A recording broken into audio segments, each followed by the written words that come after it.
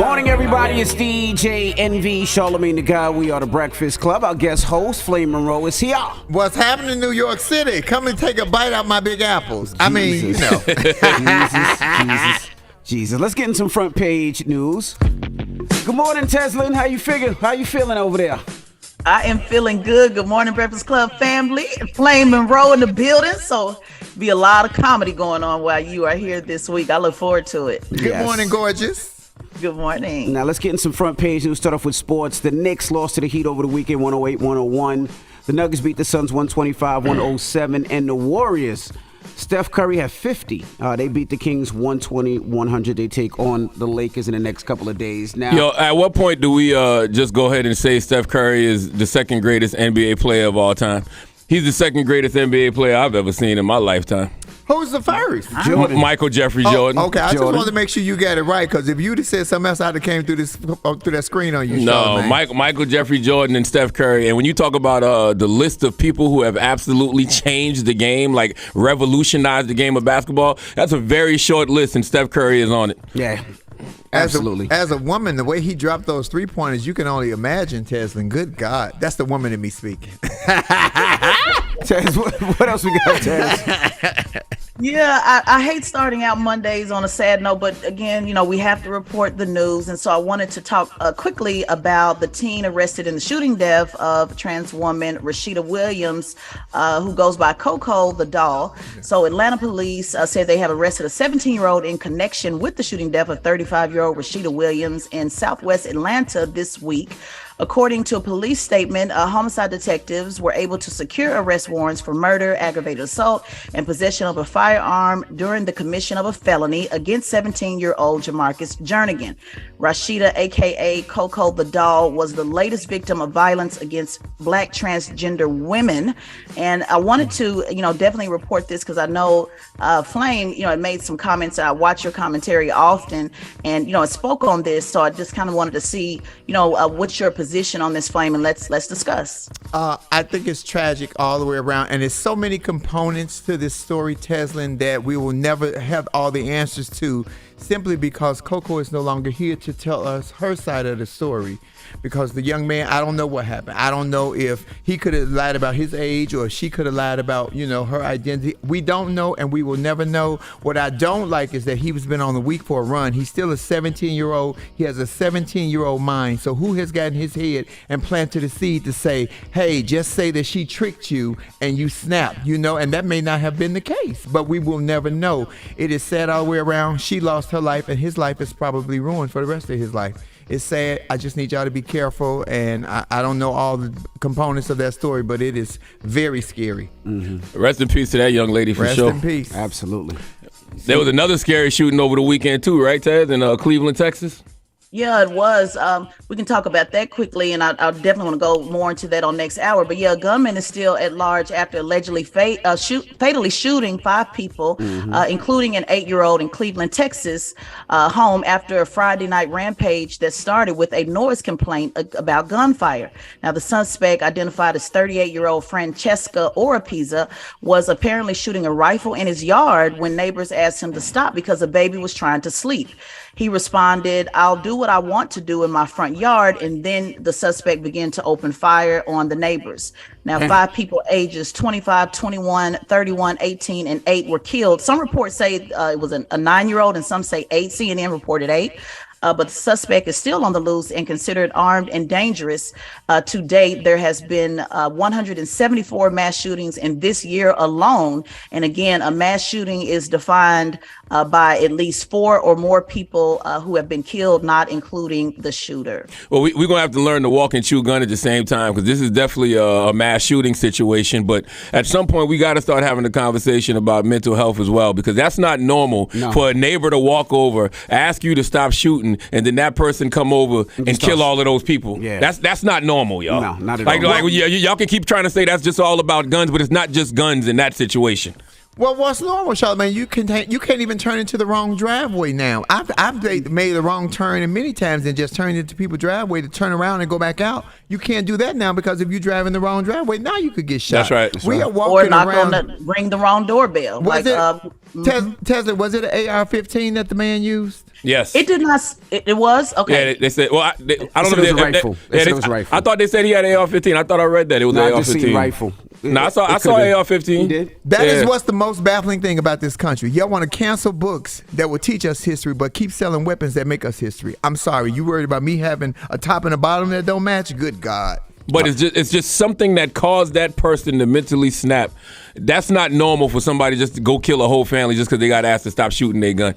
Not at all. And that is front page news. Wow. Tesla, we'll see you in a little bit. Absolutely. All right. Now get it off your chest. 800-585-1051. It don't come off. If you need to vent, phone lines are wide open. Let us know how your weekend was. It's the Breakfast Club. Good morning. Morning, everybody. It's DJ Envy, Charlamagne the Guy. We are the Breakfast Club. Now it's time for some front page news. Tesla Figaro, you back with us? I'm back with you, baby. All right, let's start with some sports.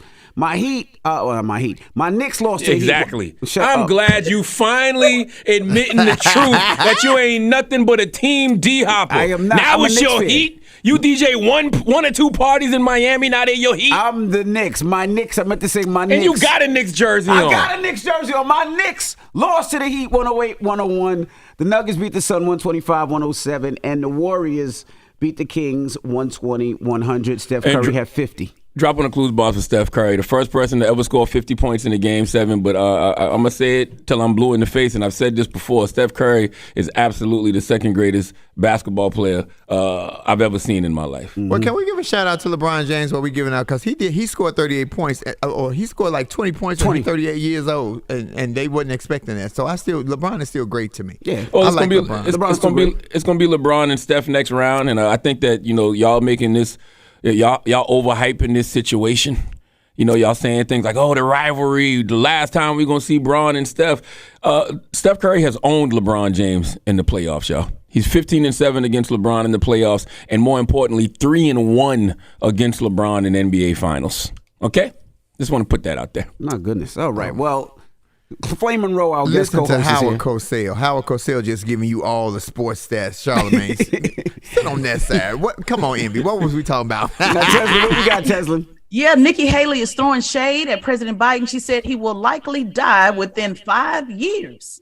The White House physician released a memo, and his findings state that despite President Biden being treated for acid reflux, spinal arthritis, and high cholesterol, that Biden's health is stable, and declared him a healthy, vigorous 80-year-old male who exercises at least 5 days a week.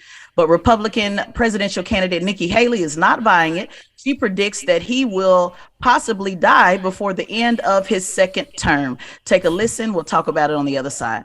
He's announced his, that he's running again in 2024. And I think that we can all be very clear and say with a matter of fact that if you vote for Joe Biden, you really are counting on a President Harris, because the idea that he would make it until 86 years old is not something that I think is likely. He's announced his that he's running again in 2024. And I think that we can all be very clear and say with a matter of fact that if you vote for Joe Biden, you really are counting on a President Harris, because the idea that he would make it until 86 years old is not something that I think is likely. I mean, the average age for a man is 73, 74 years old. So he's already over-exceeded that. Right, by about 7 years. So I mean, Yeah, I mean, but that is something to think about when you're thinking about the president. Like you said, it's 74.5 is the average age of a man in the U.S. And that is something. Like you said, he's going to be up there in age. And at that time, yeah, there are a lot of healthy individuals that are old, but there's also a lot of people that start getting dementia, can't drive, and so many different things. If the doctor's saying Joe Biden is okay, do we believe him? I mean, because at the end of the day, it's the doctor, I just don't like playing the death card with people, because that could happen to any of us. You know what I mean? Like and will. And here's the irony: she got a lot of nerve because Don Lemon got handed his behind on CNN because he said she wasn't in her prime, but now she want to say somebody gonna die. He lost his job, is she gonna lose hers? I'm just asking. Ooh. Because he did. I don't think that's a fireable offense. I mean, I don't even know how does Nikki Haley can't lose her job unless she's not. Well, she ain't gonna get the job because she damn sure ain't gonna win. I don't know. She ain't gonna win. No, I don't think I don't know. I've seen stranger things happen. Yeah, me too, but she ain't gonna win. Yeah, if it's a man, he can be unattractive, but if it's a woman, she got to be pretty. So what are you saying, Flame? If you didn't catch that, then I don't know. What are you Let me saying? Put your catcher's mitt on, because you should have caught that one. Pretty get away with a lot of things that ugly will never get away with. Flame, I want you to know that comment is worse than Don Lemon saying she passed her prime. Well, I don't work for CNN, but they do got a position of it. If y'all need me, call me, because I can say, good evening, ladies and gentlemen. It's Flame Monroe on CNN. Now we got to talk about the White House correspondent in it too. Yeah, meanwhile, while Nikki Haley was throwing shade, President Biden was joking at the White House correspondent dinner.